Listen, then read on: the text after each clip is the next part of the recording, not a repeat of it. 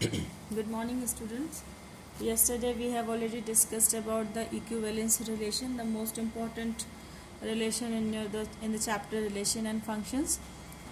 Equivalence relations के लिए हमने देखा था कि तीनों कंडीशन की एक रिलेशन इक्विवेलेंस रिलेशन होता है अगर वो जिस सेट पर डिफाइंड है उस सेट पर रिफ्लेक्सिव भी हो, सिमेट्रिक हो और एट द सेम टाइम वो ट्रांजिटिव भी हो. अगर ये तीनों कंडीशंस को फुलफिल करते हैं then only it is called a equivalence relation on the given set A. और हमने कल एक एग्जाम्पल लिया था कि if T is the set of all triangles on a plane and relation R is defined on T such that T1 T1 is congruent to T2. तो हमने देखा था कि ये एक इक्विवेलेंस रिलेशन था. हम कुछ और एग्जाम्पल्स लेंगे और चेक करेंगे कि whether the relation is a equivalence relation और not. Suppose A is a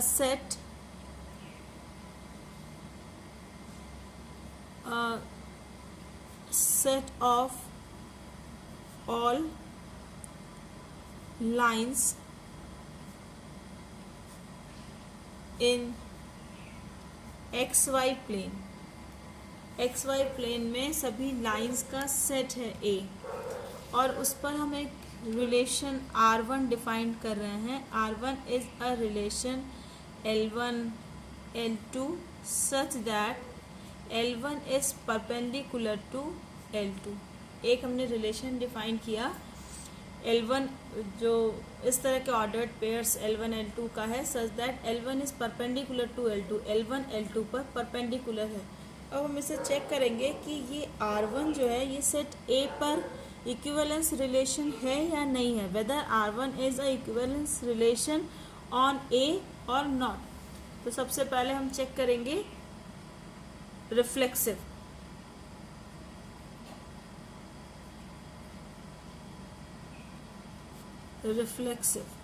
reflexive की कंडीशंस आई होप आपको याद होगी. एक बार और हम देख लेते हैं. Reflexive for each A belongs to A belongs to R. A के हर एक एलिमेंट्स के लिए ए जो है वो आर में होना चाहिए. तो if L1 belongs to for each L1 belongs to A L1 must belongs to R. तो since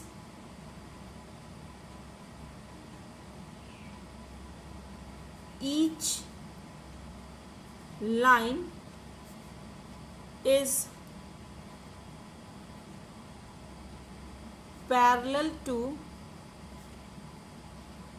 itself but not perpendicular. हर लाइन खुद के पैरेलल होता है. क्यों?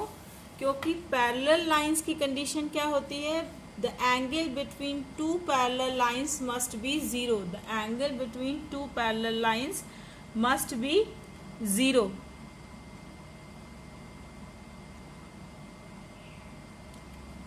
तो हर लाइन का खुद के साथ एंगल जीरो होता है, इसलिए हर लाइन खुद का पैरेलल तो होता है लेकिन हर लाइन खुद का परपेंडिकुलर नहीं होता है. Every line is parallel to itself but it is not perpendicular to itself, and therefore L1 does not belongs to R. Condition क्या थी रिफ्लेक्सिव होने की कि for each L1 belongs to R, L1 belongs to A, L1 must belongs to R. ये reflexive की condition थी. लेकिन हमने देखा कि since each line is parallel to itself, हर एक लाइन खुद की पैरेलल होती है बट नॉट परपेंडिकुलर, लेकिन अपने आप के परपेंडिकुलर नहीं होती है. if L1 is perpendicular, if this line is L1 and this line is L2 such that L1 is perpendicular to L2, then L2 is also perpendicular to L1 but not L1 is perpendicular to L1. So therefore R is not reflexive. R जो है वो reflexive नहीं है.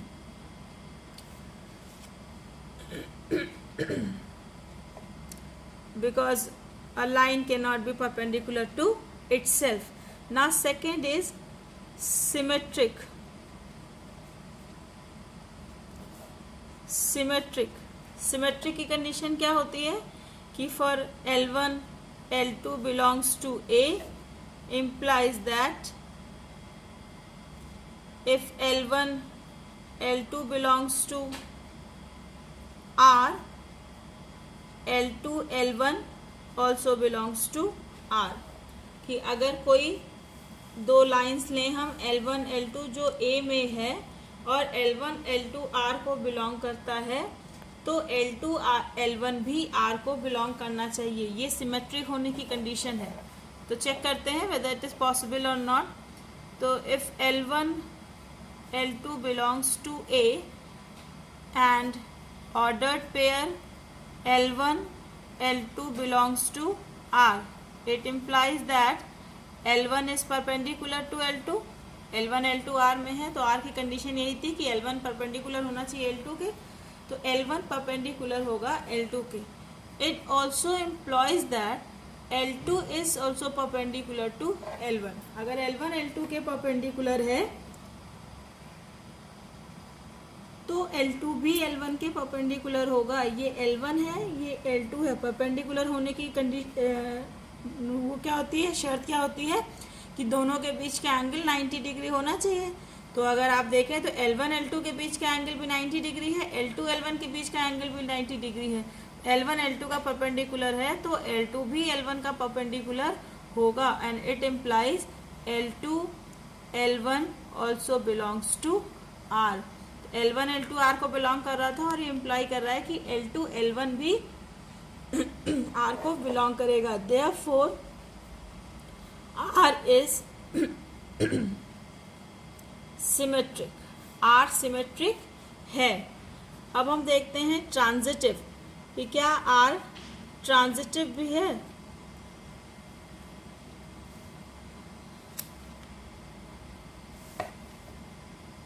Sorry, it is R1 actually. अब हम देखेंगे कि क्या R1 ट्रांजिटिव भी है. ट्रांजिटिव होने के लिए क्या कंडीशन होती है कि if L1 L2 belongs to R1 and L2 L3 belongs to R1 implies that L1 L3 also belongs to R1. ये कंडीशन होती है ट्रांजिटिव होने की. तो देखते हैं ये ट्रांजिटिव है कि नहीं. Let for any L1 L2 L3 belongs to A, L1 L2 belongs to R1 and L2 L3 also belongs to R1. Then L1 L2 belongs to R1 implies that L1 is perpendicular to L2 and L2 L3 belongs to R1 implies that L2 is perpendicular to L3. अब figure से इसे समझे कि if L1 is perpendicular to L2, suppose it is your line L1. Now L1 is perpendicular to L2.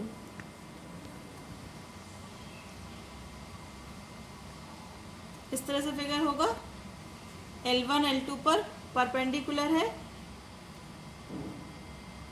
इनके बीच का angle 90 degree है और L2 is perpendicular to L3. ये L2 है, L2 परपेंडिकुलर है L3 के. This will be your line L3 क्योंकि L2 और L3 के बीच का एंगल भी 90 डिग्री होना चाहिए. तो जब L1 परपेंडिकुलर है L2 के और L2 परपेंडिकुलर है L3 के, तो आप देखिए L3 और L1 ये दोनों आपस में पैरेलल हो जाते हैं. पैरेलल लाइन की कंडीशन आपको याद होगी. करस्पॉन्डिंग एंगल R से ये यहाँ पे ये भी 90 डिग्री का एंगल बना रहा है और ये भी 90 डिग्री का एंगल बना रहा है. तो देयरफॉर इट इम्प्लाइज दैट कि L1 is parallel to L3. अगर दो लाइन किसी सेम लाइन के परपेंडिकुलर हैं तो वो दोनों लाइन आपस में पैरेलल होंगे। L1 is parallel to L3, जबकि कंडीशन क्या थी R1 की कि L1 must be perpendicular to L3 to belong to R1। अगर उसे R1 में बिलोंग करना है तो L1 L3 के परपेंडिकुलर होना चाहिए था, जबकि यहाँ पे क्या है, L1 L3 के पैरेलल हो गया है। तो it implies L1 L3 does not belongs to R. It means R1. It means R1 is not transitive. Transitive मतलब R रिफ्लेक्सिव नहीं है, R लेकिन R सिमेट्रिक है, फिर से ये ट्रांजिटिव नहीं है। और चूंकि ये तीनों कंडीशन को सेटिस्फाई नहीं करता है, therefore R1 is not a equivalence relation on set A। लेकिन यहीं पे अगर हम दूसरा रिलेशन डिफाइन करें R2 such that set of all L1 L2 such that L1 is parallel to L2, L1 L2 के पैरेलल हो, तो आप इसे प्रूव कर सकते हैं कि ये इक्विवेलेंस रिलेशन होगा। कैसे? अगर फर्स्ट इज रिफ्लेक्सिव तो every line is parallel to itself, तो L1 is parallel to L1 होगा, है ना, ये रिफ्लेक्सिव होगा। Since each line is parallel to itself, हर लाइन खुद के पैरेलल होती है, therefore L1 must belongs to R2। ठीक है, रिफ्लेक्सिव है। सिमेट्रिक देखते हैं। सिमेट्रिक अगर L1 L2 R को R2 में बिलोंग करता है तो इसका मतलब क्या हुआ कि L1 is parallel to L2। अगर L1 L2 के पैरेलल है तो L2 भी L1 का पैरेलल होगा, यानी L2 is parallel to L1 and therefore L2 L1 also belongs to R2। तो सिमेट्रिक भी होगा। ट्रांजिटिव देखते हैं। ट्रांजिटिव अगर L1 L2 R2 को बिलोंग करता है और L2 L3 भी R2 को बिलोंग करता है, तो इसका मतलब क्या हुआ कि L1 L2 belongs to R2 implies that L1 is parallel to L2. L2 L3 belongs to R2 implies that L2 is parallel to L3. अगर L2 पैरेलल है L3 का तो it implies that L3 is also parallel to L2. तो L1 भी L2 का parallel है, L3 भी L2 का पैरेलल है, तो it implies L1 is also parallel to L3, क्योंकि रूल है कि if two lines are parallel to a same line then those two lines are also parallel to each other, and it implies L1 L3 also belongs to R2. It means ये transitive भी है। तो parallel line की condition जो है वो set पर reflexive भी है, सिमेट्रिक भी है और ट्रांजिटिव भी है। तो पैरेलल होने की कंडीशन एक इक्विवेलेंस रिलेशन है, लेकिन परपेंडिकुलर होने की कंडीशन इक्विवेलेंस रिलेशन नहीं है।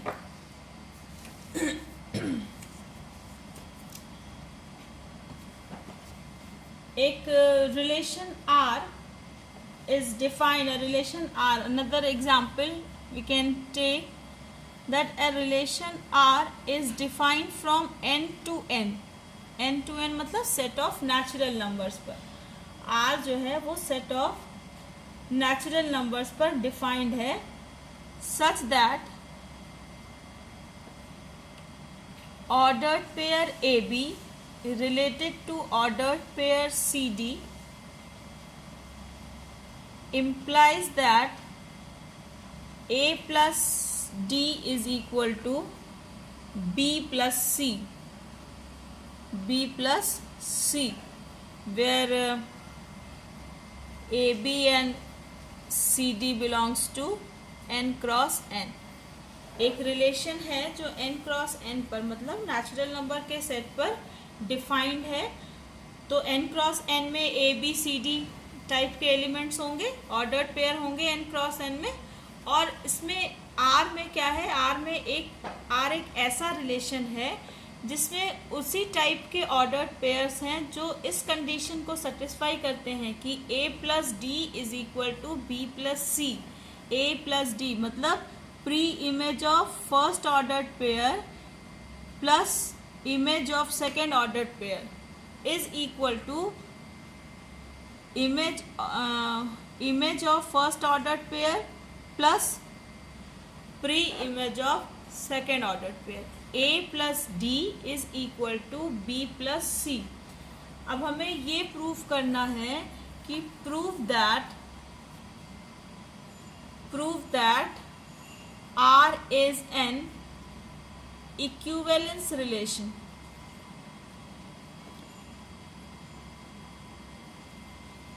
इक्विवेलेंस रिलेशन ये प्रूव करना है कि R एक इक्विवेलेंस रिलेशन है। तो सबसे पहले हम रिफ्लेक्सिव करेंगे।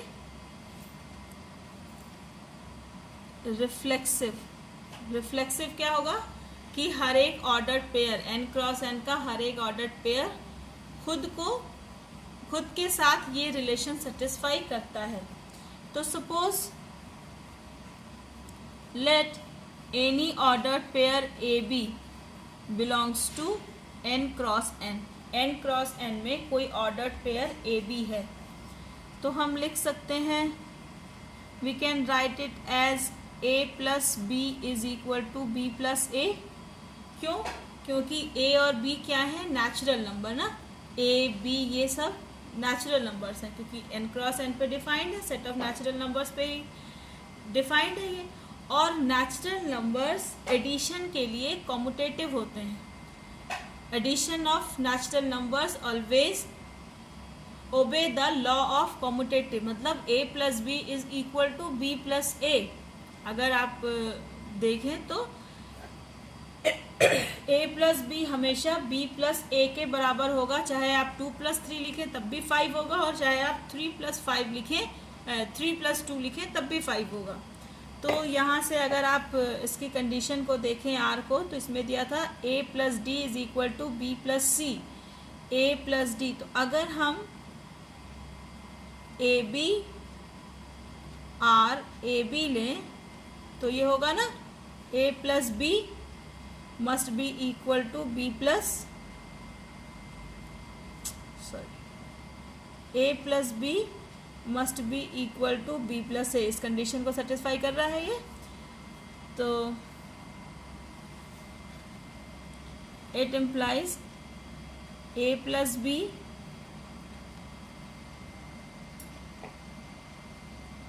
आर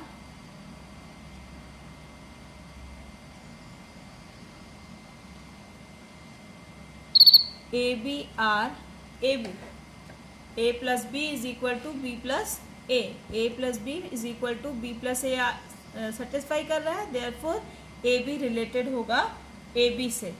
तो इसका मतलब क्या हुआ कि R इज रिफ्लेक्सिव। समझ में बात कि अगर A B belongs to n cross n है तो चूंकि a और b दोनों नेचुरल नंबर्स हैं और natural numbers commutative law hold करता है, therefore a plus B must be equal to B plus A. अगर हम ऑर्डर चेंज कर दें तो उनके एडिशन पर कोई असर नहीं पड़ेगा। तो जब a plus B is equal to B plus A करते हैं इसका मतलब क्या हुआ कि A B related to A B, क्योंकि a यहाँ से देखिए कि a plus B is equal to B plus A, यही तो कंडीशन था। तो ये कंडीशन सेटिस्फाई कर रहा है, इसका मतलब A B related to A B, therefore R is reflexive। Second देखते हैं। Second is symmetric. सिमेट्रिक होने के लिए क्या होना चाहिए कि अगर A B R C D है तो इट इम्प्लाइज कि सी डी भी सेम वे में ए बी से रिलेटेड होना चाहिए। कि अगर A B R C D true है तो C D R A B भी ट्रू होना चाहिए। ये कैसे हम प्रूव करेंगे? Let A B and C D two ordered pair which belongs to N cross N, ठीक है, और and A B is related to C D by the given condition. दिए हुए कंडीशन के साथ ए बी सी डी को relate करता है, ये पहले हमने मान लिया। अब हमें ये दिखाना है कि सी डी भी सेम मैनर में ए बी से रिलेट करेगा। तो A B R C D what it imply that a plus d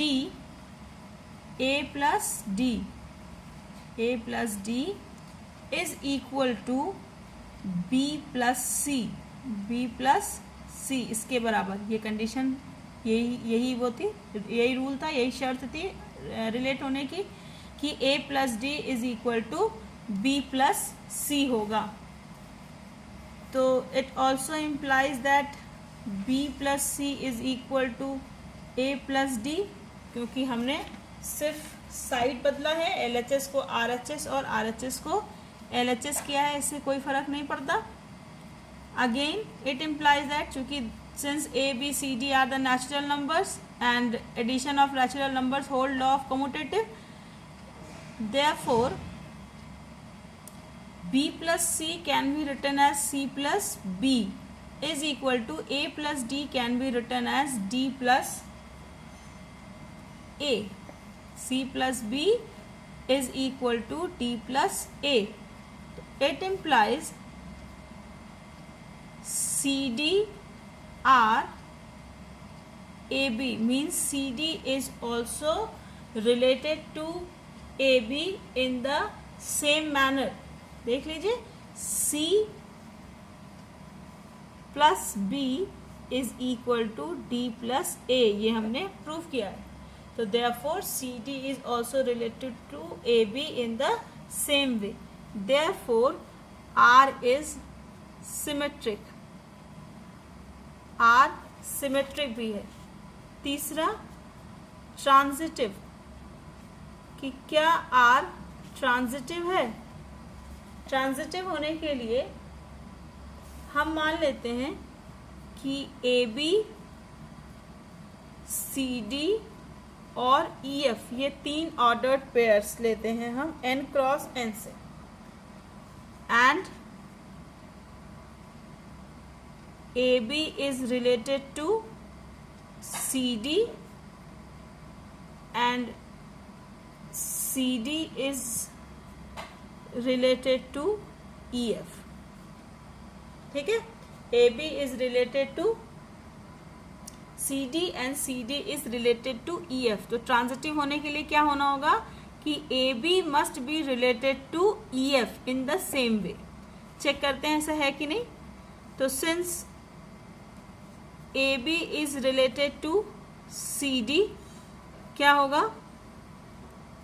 implies that A plus D must be equal to B plus C, है ना। और CD related है EF से, तो ये इम्प्लाई करेगा C plus F is equal to D plus E। इसको डाल दें इक्वेशन 1 और इसको डाल दें इक्वेशन 2। अब इक्वेशन 1 और 2 को ऐड कर सकते हैं। Adding equation 1 and 2, it implies that LHS में LHS जुड़ेगा, RHS में RHS जुड़ेगा। तो A plus D plus C plus F is equal to B plus C plus D plus E। So D is cancelled out from D, C is cancelled by C. So it implies that A plus F is equal to B plus E. A plus F is equal to B plus E. So it implies AB related to EF in the same way, है ना. A plus F is equal to B plus E. A plus F is equal to B plus E. ये condition satisfy कर रहा है. तो therefore AB is related to EF in the same way. So therefore R is transitive. R is reflexive, R is symmetric, and R is transitive. Hence R is an equivalence relation. Equivalence relation कि R जो है वो n cross n पर equivalence relation है, क्योंकि ये reflexive है, ये सिमेट्रिक है और ये ट्रांजिटिव है. We can take many more example in which the relation is given relation is symmetric. We can take many examples, we can take many conditions in which R is not a equivalence relation. Each time you have to check all three condition, reflexive, symmetric and transitive. अगर ये तीनों condition satisfy करते हैं, ये तीनों conditions को fulfill करते हैं, then only the relation is a equivalence relation, otherwise not. So many questions are there, so many examples are there.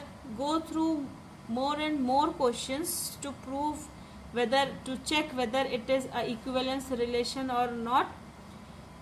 आपके पास अगर books हैं तो it is well and good. अगर नहीं है तो I can give you the questions.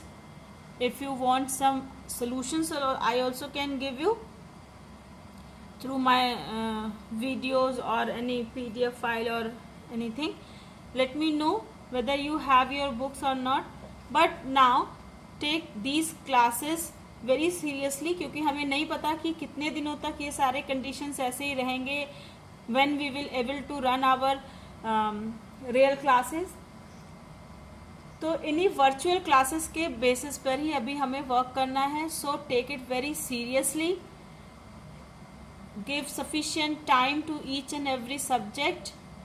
Every day 5 related videos, 5 videos related to your subjects are given regularly. At least give 1 or 2 hours to each and every subject. Make proper notes. At least go through all the questions of NCERT, and when you complete the NCERT, go through the reference books, the extra side books also. And if you have any type of problem to solve these questions related to relation, let me know in inbox or on Saturdays also. I will try to sort out all these doubts. Till then, keep on practicing, keep on learning, stay home, stay safe. Goodbye.